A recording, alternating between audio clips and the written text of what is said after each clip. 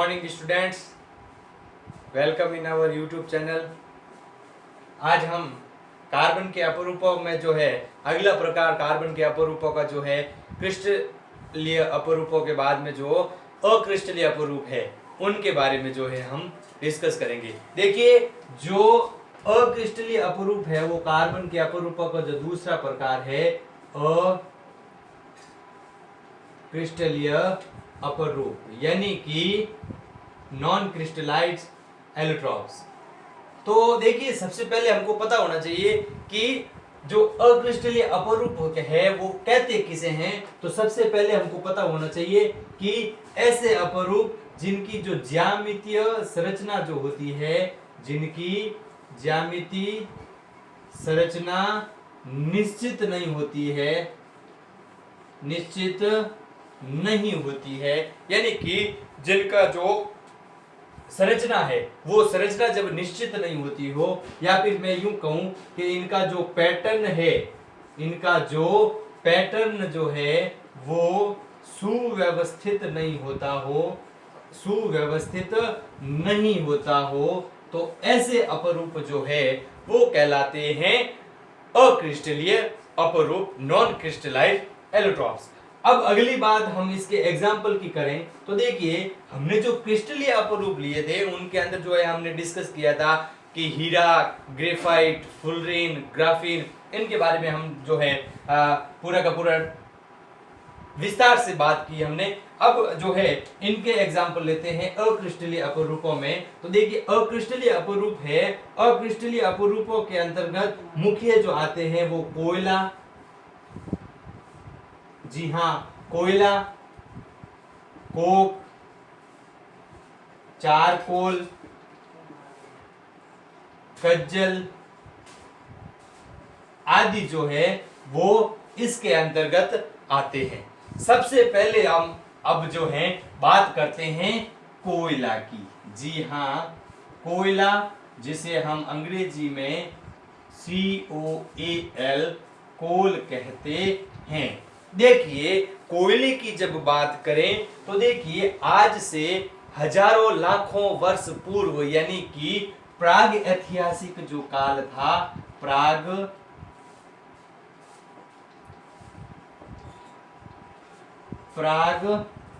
ऐतिहासिक काल, यानी कि जिसे यूरेसिक काल बोला जाता है, यूरेसिक काल बोला जाता है, यानी कि आज से हजारों लाखों वर्ष पूर्व जो है इस पृथ्वी पर यानी कि इनकी जो हमारी जो प्रकृति की सतह है, उनकी जो भूगर्भीय जो लेयर है उनके अंदर जो है उथल पुथल हुई थी। उथल पुथल होने के कारण जो जीव जंतु थे, जो पादप थे, वो जो है अवसादी चट्टानों के नीचे दब गए थे, यानी कि यूरेसिक काल में जो जीव जंतु,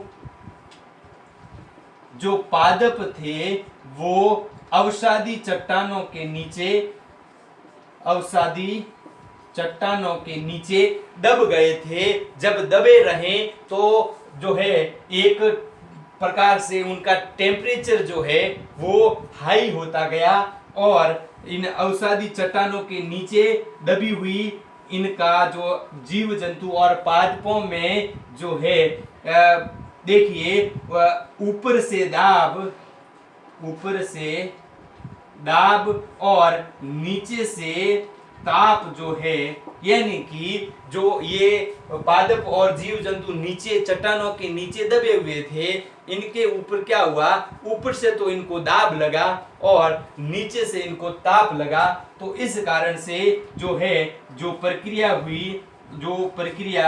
हुई, इन प्रक्रियाओं का नाम, पहली जो है जीवाश्मीकरण और दूसरी जो है कार्बनीकरण प्रक्रिया कहा जाता है। अब इस कार्बनीकरण जो प्रक्रिया है, इसमें जो है किसका निर्माण हुआ था, कोयले का निर्माण हुआ था। अब जब कोयले का निर्माण हुआ तो इसका जो यूज है, यानी कि जब जो है इसका मेन जो यूज है कोयले का, वो हम करते हैं जो है जीवाश्मी ईंधन के तौर पर काम आता है। जीवाश्मी ईंधन के तौर पर कोयला काम आता है। अगली बात हम करें तो देखिए, हम ये मानते हैं, हम मानते नहीं हैं, ये होता है अक्सर कि जो हमने डायमंड जो पढ़ा था, जो हीरा पढ़ा था, हीरा जो है इन कोयले की जो खदानें होती हैं, यानी कि जो हमने बोला कार्बन का अति शुद्ध रूप, यानी कि 100% जब देखिए जब इनको ताप लगेगा, ज्यादा ताप लगेगा, अति ताप लगेगा, तो 100% जब इसमें कार्बन की मात्रा जब उपस्थित हो जाएगी तो हमको ये क्या मिल जाएगा, डायमंड मिल जाएगा, हीरा मिल जाएगा। इसलिए कहते हैं कि कुछ पाना है, कुछ आपको कर गुजरना है तो आपको तपना पड़ेगा, यानी कि ये जो कोयला है ये उच्च ताप पर तपेगा। जब इसके अंदर जो है 100% जो है कार्बन जो है बन जाएगा, निर्मित हो जाएगा, तो किसका निर्माण होगा, हीरे का निर्माण होगा। अगली बात हम करें तो देखिए जो ये कोयला है, इस कोयले का जो है हम वर्गीकरण देखते हैं। तो देखिए कोयले का जो वर्गीकरण है वो वर्गीकरण किया जाता है कार्बन की परसेंटेज के आधार पर, यानी कि कार्बन की प्रतिशत मात्रा के आधार पर कोयला 4 प्रकार का होता है। जी हाँ, कार्बन की प्रतिशत मात्रा के आधार पर जो कोयला है वो कितने प्रकार का होता है, 4 प्रकार का होता है। 1 नंबर पर आता है एंथ्रेसाइट, एंथ्रेसाइट्स। 2 नंबर पर आते हैं बिटुमिनस, बिटुमिनस। 3 नंबर पर आता है लिग्नाइट, लिग्नाइट। और 4 नंबर पर आता है पीट, 4 नंबर पर जो है आता है पीट। इनकी जब हम जो है वैसे अक्रिस्टलीय अपरूप है, इनमें जो है किसी प्रकार से क्वेश्चन जो है पूछने की जो है प्रोबेबिलिटी जो है वो जो है कम रहती है।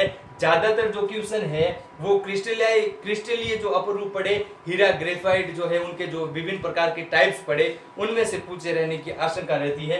इनमें से प्रश्न जो है अक्सर नहीं पूछे जाते हैं। इसके लिए हम तो इसके बारे में थोड़ी बहुत जानकारी है, इसके बारे में हम ले लेते हैं। देखिए कुछ पॉइंट है, वो पॉइंट हमको थोड़े याद रखने होते हैं। देखिए सबसे पहले बात करते हैं हम कार्बन की मात्रा के आधार पर जो है किसमें कार्बन सबसे अधिक है, किसमें सबसे कम है। देखिए जो सर्वाधिक कार्बन परसेंट है, सर्वाधिक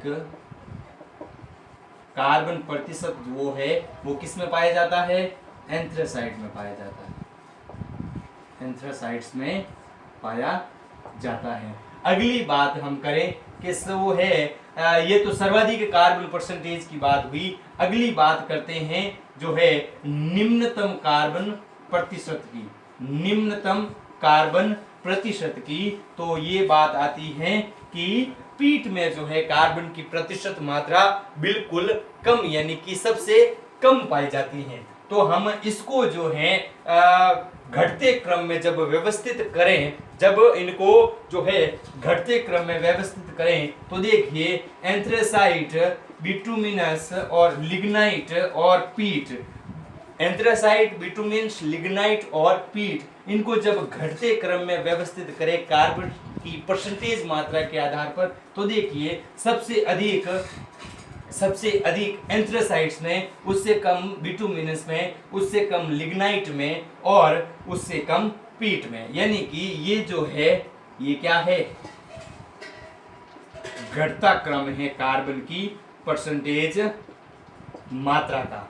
जी हाँ, अगली बात करें तो देखिए जीवाश्म की, अगला पॉइंट इंपॉर्टेंट कि जीवाश्म की जो है सर्वाधिक मात्रा किसमें होती हैं? तो जीवाश्म की मात्रा जो है कब बढ़ेगी? जब कार्बन की परसेंटेज कम होती जाएगी, जो है जीवाश्म की मात्रा बढ़ती जाएगी। तो यहाँ पर जो है कार्बन की परसेंटेज जो है सबसे कम किसमें है? पीट में है। तो जीवाश्म की जो सर्वाधिक मात्रा है वो किसमें है? पीट में है। और जो है जब जीवाश्म इसमें अधिक है तो सबसे अधिक जो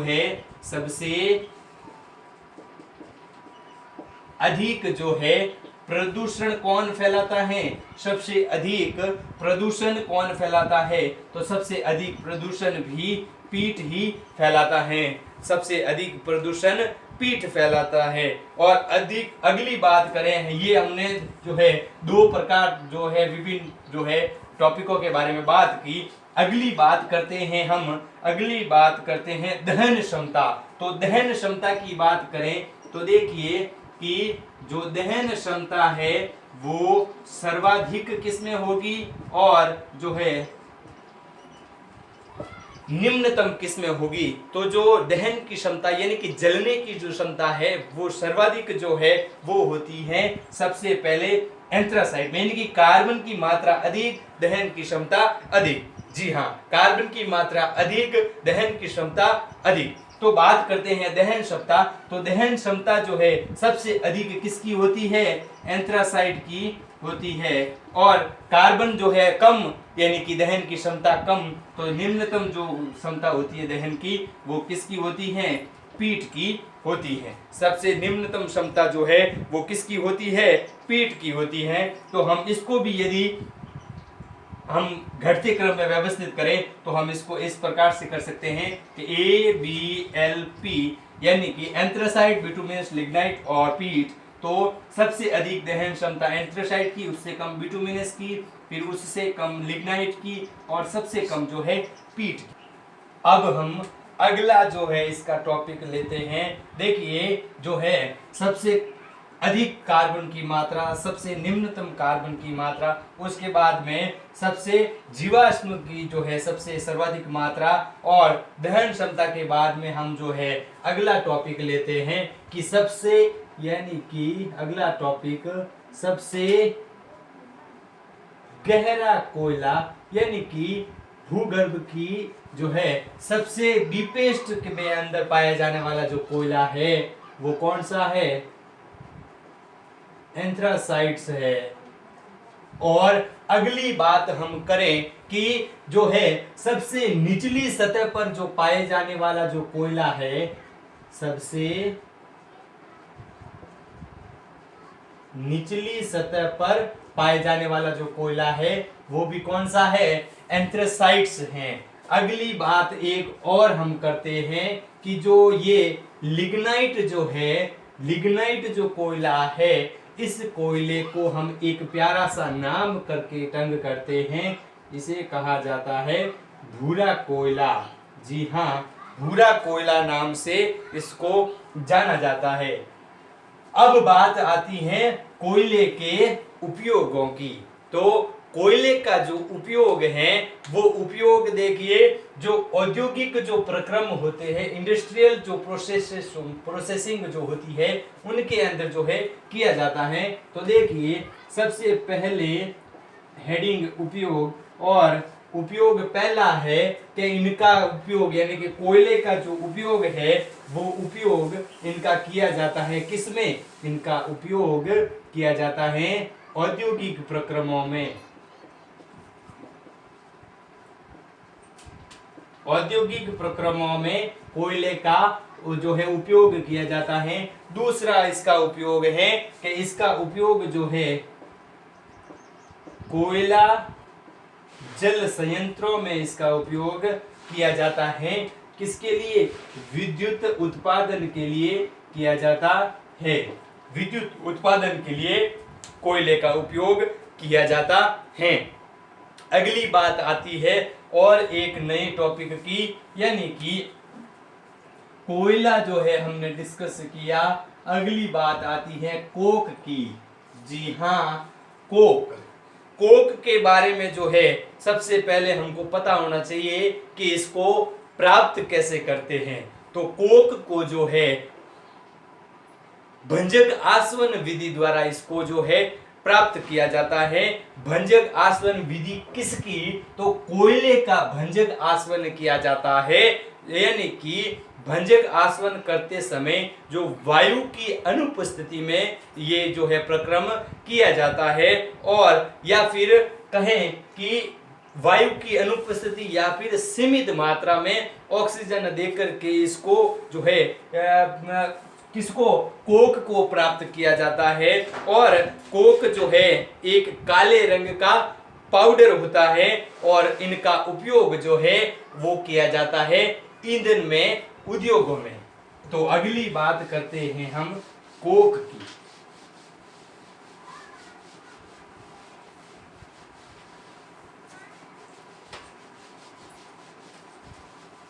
देखिए अगली बात आती है कोक की। कोक जो है वो एक काले रंग का पाउडर होता है, काले रंग का पाउडर होता है, और यह कोयले के भंजक आसवन से प्राप्त होता है। भंजक आसवन में क्या होता है कि कोयले को वायु की अनुपस्थिति में या वायु की सीमित मात्रा में इसको गर्म करते हैं, तो हमको काले रंग का जो पाउडर प्राप्त होता है उसे कहा जाता है कोक। और इस कोक का जो उपयोग है, इस कोक का जो उपयोग है वो भी ईंधन के रूप में काम आता है, ईंधन के रूप में उद्योगों में काम आता है। अगली बात हम करते हैं चारकोल के बारे में। जी हाँ, चारकोल। देखिए जो चारकोल है वो जो है या तो पाउडर के रूप में होता है, यानी कि चूर्ण टाइप सा ये होता है, और इसके जो है तीन जो है प्रकार होते हैं, तीन रूप होते हैं। जो है सबसे पहले आता है काष्ठ चारकोल, काष्ठ चारकोल। दूसरा आता है जांतव चारकोल, और अगला आता है शुगर चारकोल। देखिए सबसे पहले हम बात करते हैं काष्ठ चारकोल की। जो काष्ठ चारकोल है वो लकड़ी का जो है भंजक आसवन, जी हाँ, चारकोल जो है उसका जो है भंजक आसवन द्वारा इसको प्राप्त करेंगे। जो काष्ठ चारकोल यानी कि वुड चारकोल जो है इसको लकड़ी के भंजक आसवन, यानी कि भंजक आसवन मतलब वायु की अनुपस्थिति या फिर सीमित मात्रा में इसको जो है जला करके इसको प्राप्त करते हैं। तो जो है इस लकड़ी पर जो छोटे छोटे छिद्र हो जाते हैं, जी हाँ, छोटे छोटे छिद्र हो जाते हैं, जिसका उपयोग जो है, देखिए लकड़ी का पहले नंबर पर बात करते हैं काष्ठ चारकोल की। देखिए लकड़ी का भंजक आसवन करके ये प्राप्त करते हैं इसको, और इसका जो उपयोग है, इसका उपयोग जो है वो होता है निर्वात उत्पन्न करने में, निर्वात उत्पन्न करने में, यानी कि वैक्यूम निर्माण में इसका उपयोग किया जाता है। अगली बात करते हैं जांतव चारकोल की। तो देखिए जो जांतव चारकोल है, जांतव चारकोल है, ये जंतुओं द्वारा हमको प्राप्त होता है, एनिमल्स के द्वारा प्राप्त होता है। जो एनिमल्स की जो हड्डियां होती हैं, एनिमल्स की एनिमल्स की जो हड्डियां होती हैं उन हड्डियों का भंजक आसवन किया जाता है, भंजक आसवन किया जाता है, जिसे हम इसको जो है हम बोलते हैं बोन ब्लैक, यानी कि जो बोन यानी हड्डियां, ब्लैक यानी कि जो बोन ब्लैक हड्डियों का जो काला चूर्ण है वो बोला जाता है एनिमल चारकोल, जांतव चारकोल। जांतव चारकोल का जो है उपयोग किया जाता है वो भी निर्वात उत्पन्न करने में किया जाता है, निर्वात उत्पन्न करने में इसका उपयोग किया जाता है। और विभिन्न प्रकार की जो कोयले की जो खदानें होती हैं या फिर कोई विभिन्न प्रकार के खनिजों की जो खदानें होती हैं, खदानों में जो काम करने वाले श्रमिक जो होते हैं, यानी कि इन खदानों में जो जहरीली गैसें बनती है, जहरीली गैसें बनती हैं, तो जो ये श्रमिक काम करने वाले हैं ये जो है श्वास लेने में इनको दिक्कत होती है, तो जो है ये क्या करते हैं अपने मुंह पर मास्क बांधते हैं, मास्क बांध करके इनको जो है ये जो जहरीली जो गैसें होती हैं ये जहरीली गैसें अंदर ना जा करके O2 और जो आवश्यक जो गैसें होती हैं वो इनके श्वसन में काम आती हैं। इसके लिए इसका उपयोग किया जाता है जो है विभिन्न प्रकार से जांतव चारकोल का। अगली बात करते हैं शुगर चारकोल, यानी कि तीसरा टाइप कौन सा, शुगर चारकोल। देखिए जो शुगर चारकोल है वो वैसे तो जो है कार्बन का जो सबसे अधिक जो शुद्ध रूप है, अति शुद्ध रूप है वो हीरे को माना जाता है, हीरे को ही कहा जाता है। लेकिन जब अक्रिस्टलीय अपर रूप की बात आती है, अक्रिस्टलीय अपर रूपों में, अक्रिस्टलीय अपर रूपों में सबसे शुद्ध रूप है कार्बन का कौन, शुगर चारकोल जो है वो जो है अक्रिस्टलीय अपर रूपों में सबसे शुद्ध रूप होता है, किसका, जो है कार्बन का। जी हाँ, अगली बात करते हैं तो इसको प्राप्त कैसे करते हैं, तो इसका जो है प्राप्य स्रोत जो है वो है शर्करा का भंजक आसवन, शर्करा का भंजक आसवन जो है किया जाता है, यानी कि सांद्र H2SO4 की उपस्थिति में, सांद्र H2SO4 यानी कि सांद्र सल्फ्यूरिक एसिड की उपस्थिति में जो है इसका भंजक आसवन करते हैं, तो जो हमें चूर्ण प्राप्त होता है वो चूर्ण होता है शुगर चारकोल। जी हाँ, देखिए शर्करा का हमको सूत्र पता है C12H22O11। जब इसका जो है सांद्र H2SO4 की उपस्थिति में भंजक आसवन किया जाता है तो हमें जो है हमें ये जो कार्बन है इस कार्बन को में जो है 12 कार्बन प्लस पीछे जो बचेगा वो बचेगा H और O, यानी कि H2O, और यहाँ पर मैं 11 लगा लूँ तो जो है मेरे को ये जो है प्राप्त होंगी। तो मैंने यहाँ पर क्या देखा कि यहाँ पर जो है प्राप्त होने वाला कार्बन जो है वो शुद्ध अवस्था में प्राप्त होता है, अति शुद्ध अवस्था अक्रिस्टलीय अपर रूपों में। अगली बात जब हम करें तो इनका जो उपयोग है वो भी जो है ईंधन के रूप में किया जाता है। इनका जो है यानी कि जो शुगर चारकोल है इनका उपयोग भी कहाँ पर किया जाता है, जो औद्योगिक जो प्रक्रम होते हैं, इंडस्ट्रियल जो प्रोसेसिंग जो होती है उनमें ईंधन के रूप में इनका उपयोग किया जाता है। तो देखिए विभिन्न प्रकार के जो है हमने जो है अक्रिस्टलीय अपरूप पढ़े। उन अक्रिस्टलीय अपरूपों में जो महत्वपूर्ण जो पॉइंट थे उन पॉइंट्स के बारे में हमने डिस्कस किया। तो यहाँ पर जो है ये कार्बन के अपरूप यानी कि एलोट्रॉप्स ऑफ कार्बन जो है यहाँ पर कंप्लीट हो जाता है।